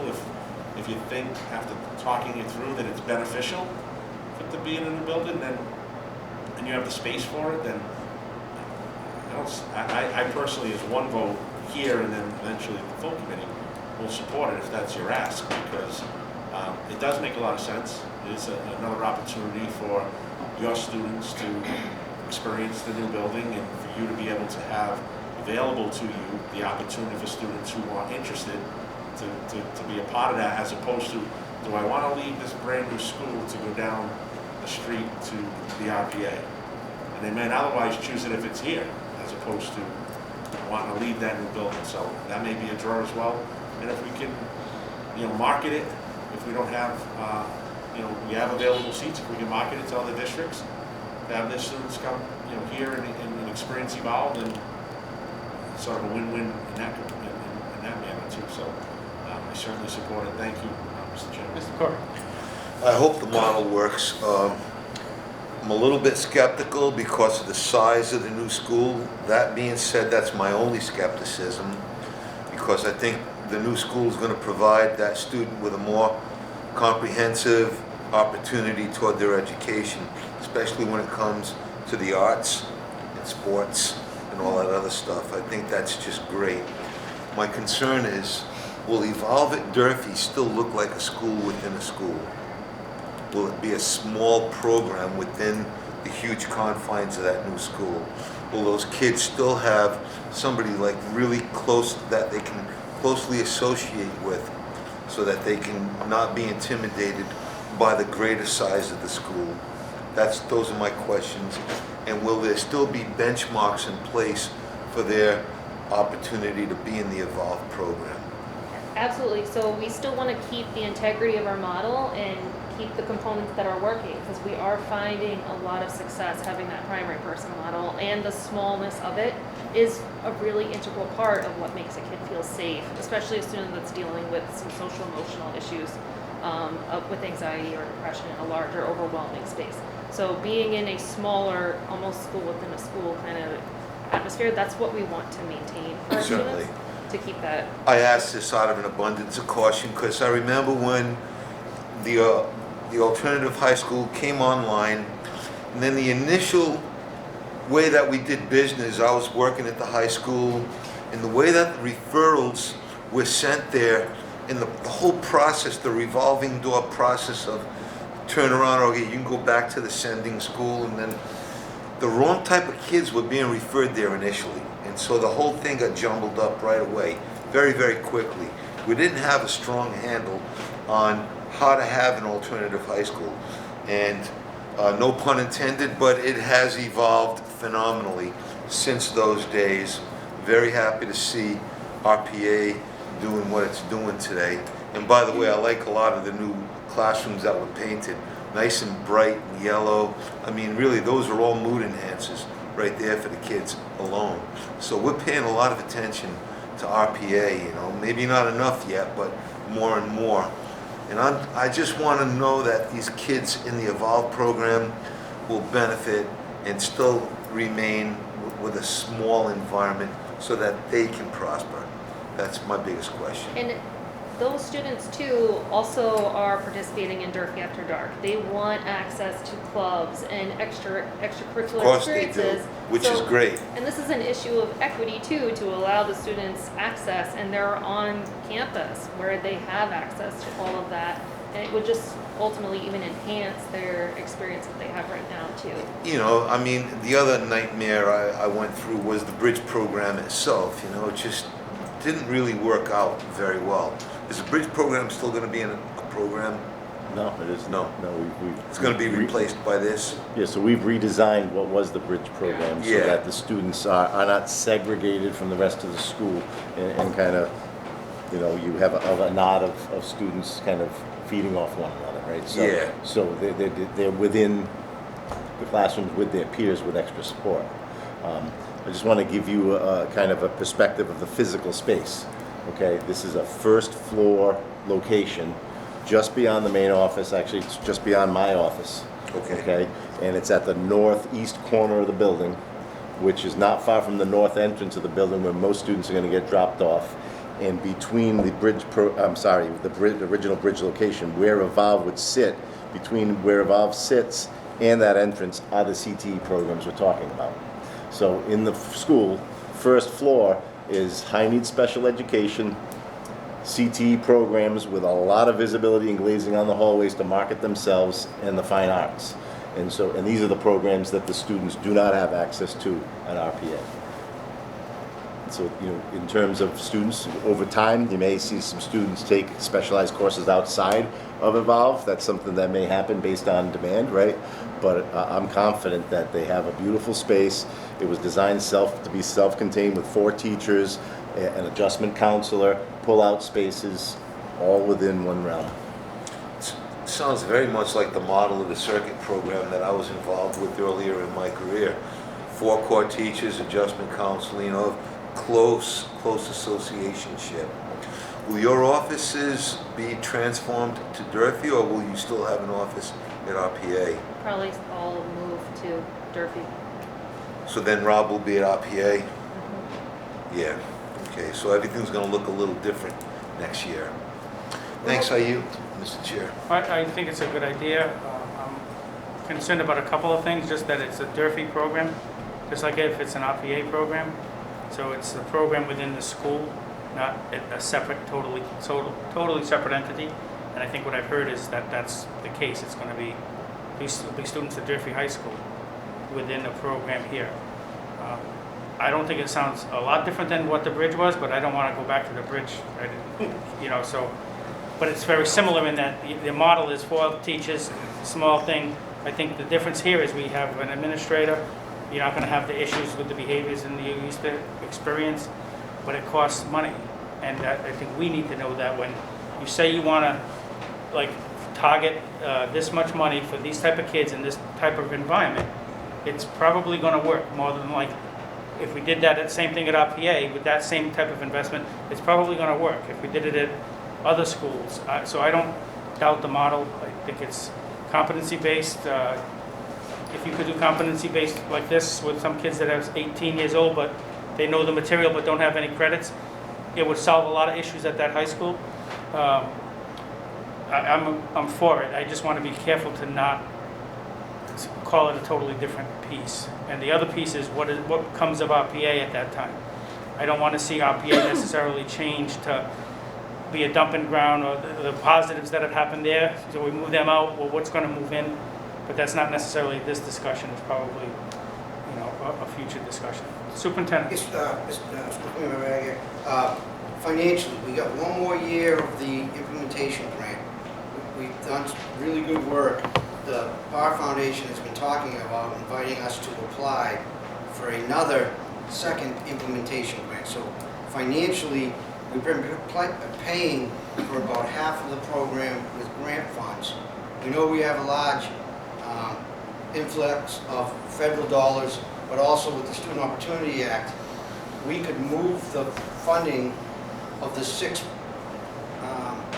staff members to that cost center, and then as we look at RPA's schedule, both during the day and student assignment, readjust, and if we got to add positions, we bring them forward to the committee for approval. In terms of changes to RPA, the sky's the limit. We're going to keep going down the path that has been articulated of everything that we've done so far, plus hopefully continue to add more of these.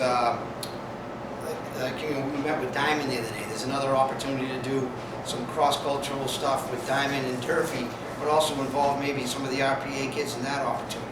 So RPA is never not going to be a priority for us. It's a central hub. We call it the Clearinghouse. What's that? Hub. We're the intake hub. So every kid in the city, whether you're a dropout, whether you've moved, whether you've come out of adjudication, you come to that space and you get assessed, and then we figure out where you go. My goal is that site becomes an 18-hour-a-day facility. The former Greater New Bedford High School, is that what we called it? The night school. I'm hopeful that becomes located at Durfee Center City, easy for kids to get to, and we run that there at second shift. I'm sorry, at RPA. The greater floor. So that facility is going to be, and now that we have the 5th floor because we did the roof, when we're walking around there today, we got more room and more potential for cool stuff. So I envision, right now, we got about 220 kids on the rolls. 236. 236. If we get to 300 there, that'd be pretty cool. It's never not going to be a priority. I'm not worried about RPA going backwards because we're never going to allow that to happen again. School committee has made tremendous investments and accountability on us to make sure we are doing all this awesome stuff that we're talking about now. Remember, 5 years ago, none of this was there. We've done all this. So real kudos to the group of educators over at RPA and the central office support for everything that they've done to make RPA where it is. You want to talk or you make a motion? No, I wanted another question. Sure. So as far as the data numbers are concerned, if Evolve moves to Durfee, do those numbers apply to Principal Damaris' data or to RPA's data? Yes. Well, right now, our data with the Evolve students is housed at RPA, so that data would also move with Durfee, if we were to move on site with Durfee. Now that Evolve's gonna move houses, is there gonna be a replacement program or something that could? So great question. So where Evolve is located is that awesome back part of RPA that we have some ideas perhaps that we could look at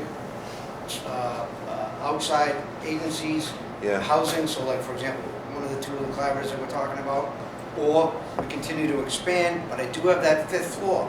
Now eventually, I may want to take the entire back office functions, move them out of there and have everyone located at what we're calling Central Office North, the new Nagel, which we'd have enough space to do when that's ready. That would give us another floor of accessibility. Right. We got a weight room going into Durfee, into RPA That's awesome. this week. The new backboards have been installed. It's humming. It was absolutely, the kids we talked to today were fired up. Everything Yeah, looked that's good. good. The building was clean. Yeah, the gym was The spotless. lunch people were fired up. It was a great visit, right? It was So up-tempo. so in terms of revenue, we could rent the space there. We could also look at possible opportunities with our own usage, as we continue to look at middle level stuff. But it's always going to be the central core of our school system because it is the central facility. So I entertain somebody to make a motion to refer this to the full committee. So moved. So moved. Second, Mr. Costa. Second. Roll call. Mr. Agia? Yes. Mr. Costa? Yes. Mr. Corey? Yes. Thank you very much for your presentation. Early college update. Hi guys, thank you for having me this afternoon. I just wanted to give everyone an update on early college now that we're in our 2nd semester in the spring of our first year being fully designated. Just to review or remind of the 5 key principles that we use to design early college: equitable access, guided academic pathways, robust student support, connection to career, and high quality partnerships. So it's really an outcome-driven pathway that we're looking for all students, but with a specific focus or lens on underserved populations in higher ed, and helping them attend college at higher rates, persist college at higher rates, and graduate from college at higher rates. So just an update on where we are in terms of student makeup. We're really working hard to scale up our early college pathways. You can see there we're in an active recruitment process right now. We've had 101 10th graders apply for our early college pathways so far, and 66 9th graders. We do have multiple on-board spots as students progress through high school. So for example, the 9th graders who on board will have a 10th grade we call it an early college seminar to get them ready academically, and also have some opportunities for college and career exploration prior to taking dual enrollment courses. And then the students take dual enrollment courses in the early college program beginning in 11th grade. So currently we have 85 students enrolled in our early college program. The majority of them are juniors, 58 of them, and 27 seniors. We have 4 pathways that we've built: health science, business, education, and social service leadership. And those 58 11th graders are divided into career interest pathway, which will be our model going forward. In terms of equitable access, we're really focusing on making sure our enrollment matches the demographics of Durfee. So we provided the chart there to show you our progress towards that end. And also some of the different offerings that we have this year in our early college pathway. So all of our business students are taking Intro to Marketing. Our education students are taking Intro to Elementary Ed. Our social service leadership students are taking Intro to Sociology. And our healthcare science students are taking Intro to Healthcare. In addition, many of our students are taking a second early college dual enrollment class, which they have different opportunities with the various courses that you see there. So for our enrollment this spring, all the classes are virtual, Even though our goal is to get students on college campuses and have live classes, we're hoping to return to that model next year. We have 76 students enrolled in college classes out of the 85. 9 we pulled back from taking college classes because they were struggling with different things going on in their life with engagement and remote learning overall. So we wanted to make sure that we got them back on track academically, and our goal is to have them restart college classes in the fall. They are still involved in all the supports of one goal and the other early college supports. So our support model is Monday, Wednesday. They have virtual classes. On Tuesday, Thursday, Friday, they have tutoring and the One Goal College and Career Readiness class that supports kind of community building, college and career exploration, goal setting, and helps with the post-secondary transition. We have college-based tutors and JFY networks and onboarding in class on Tuesday, Thursday, Friday, doing small group tutoring to make sure the students are successful. And we're at about 90% students are on track to be successful. We have about 5 students with mandatory tutoring to help them catch up and make up classes. So for next steps, just I gave you guys a timeline of what we're looking to accomplish between April and June 30th. We're holding some family information sessions, which will be in multiple languages. We're going to send out a survey to our middle schools to make sure that they're informed about the opportunities at Durfee. We're building the 10th grade curriculum and really onboarding our 9th and 10th grade students into the early college program. So the last page just is a little bit about the data so far. First, in our dual enrollment courses, we have 94% of our students currently on track in the spring semester, and over 90% are going to earn 6+ credits this year, many 9 or 12 credits of transferable college credit. In terms of high school class outcome, we see a huge impact of students, early college students, not just succeeding in their college classes, but also outcomes just in high school overall. So you can see we did an analysis. This was second term, which ended in January. You can see the results there in terms of the passing rate and the failing rate of early college students compared to their peers. And then finally, on the report, I just gave you some Massachusetts data as early college grows across Massachusetts. The state and other organizations are closely monitoring the impact, and we're seeing some great results both overall with early college students and also for those underserved populations having success in enrollment and persisting in college. So that is the update for the spring semester. Thank you. Any questions? Mr. Wood? Questions? Mr. Torrey? Yeah, just maybe more of a comment. With COVID, it's a crazy year for education. My hat's off to all of you in the field, working hard to piece together all your programming, in the face of, remote learning. It's crazy. But it seems like this program's growing even though we worked remotely this year.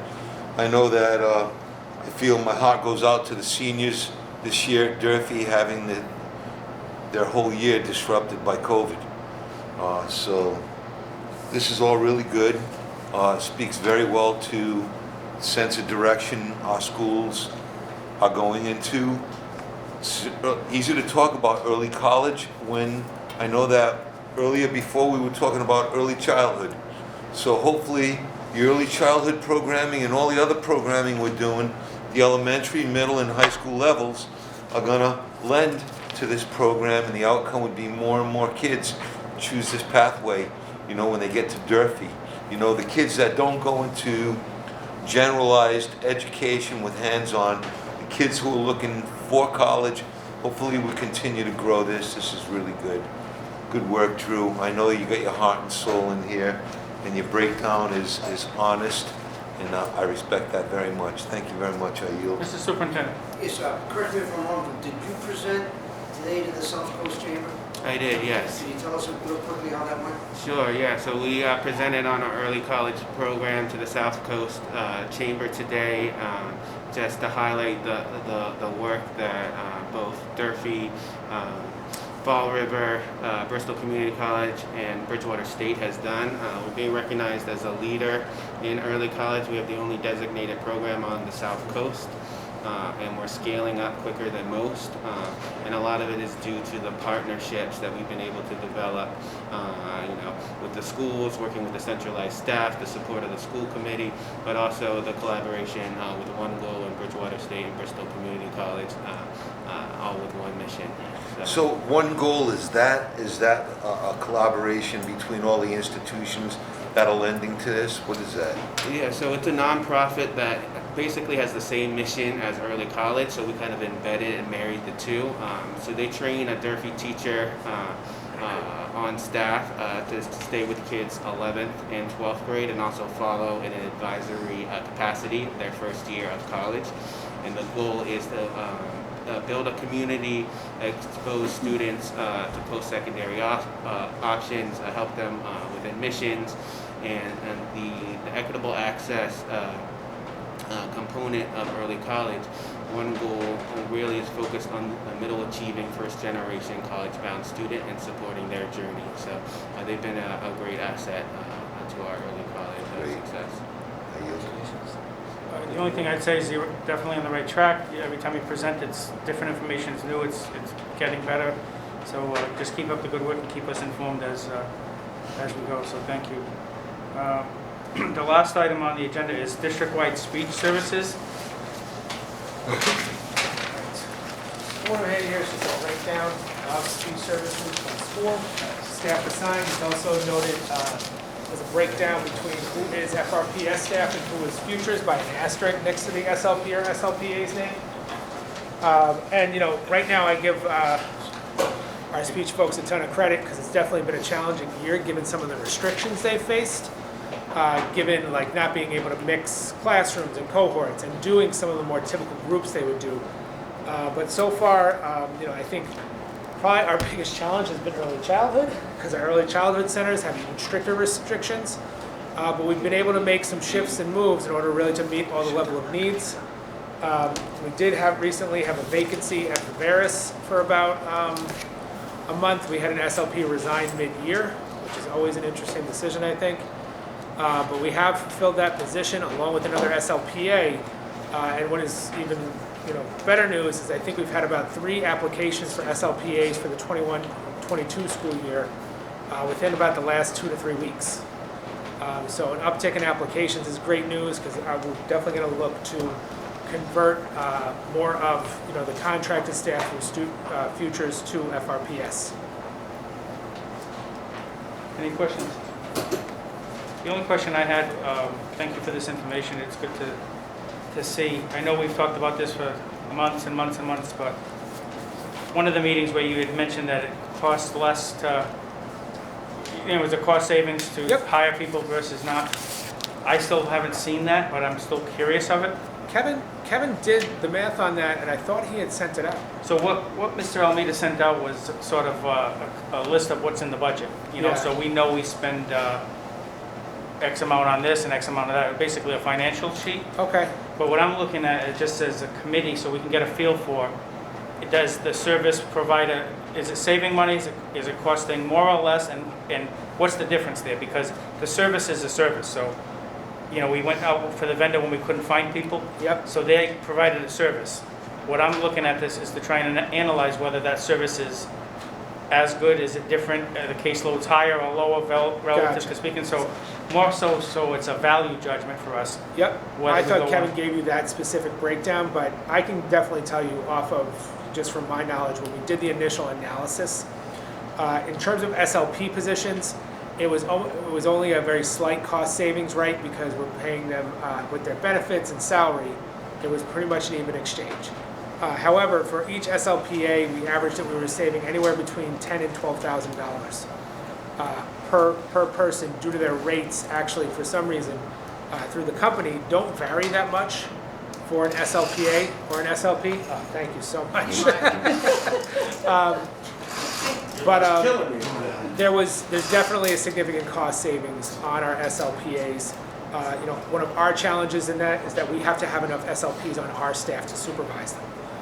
So we haven't really faced a major challenge in being prevented from hiring any SLPAs, but we can definitely get that initial, the previous breakdown that I went and looked at, and I'll have Kevin kind of put his eye on it to make sure my estimate numbers are accurate, and we'll definitely get that out to you as well. Yeah, just so the SLPA is the assistant. Yep. Was an important position that we never had, so I appreciate you bringing that in. That was a long time coming for us to do, but we're still spending a lot of money every year in speech services, so I know you're working on it. I don't want to belabor the point, but thank you for this info, and the more info we get, we can do analyzing of the data and go from there.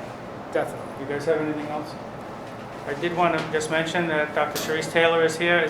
This isn't your first subcommittee meeting, is it? It is. It is? Yes. Oh, if I would have known, I would have bought you a cake or something. But for the public's edification, this is Dr. Sharice Taylor, our new assistant superintendent. So if you wanted to say anything about your thoughts on the meeting or anything like that, feel free to weigh in. I won't say much, just that I've been really impressed, particularly with this group. I spent a lot of time with them in the last 30 days, and they really are committed to the students and have really come up with a lot of innovative ideas. So I was really pleased to see that there's good collaboration between the district and the committee, that you all are really working in service of the students. Great. Well, thank you very much and welcome. Thank you. Entertain a motion to adjourn. So moved. So moved, seconded. Second. Roll call. Mr. Agia? Yes. Costa? Yes. Porter? Yep. Thank you all. Have a great night. Thank you. Thank you. Thank you.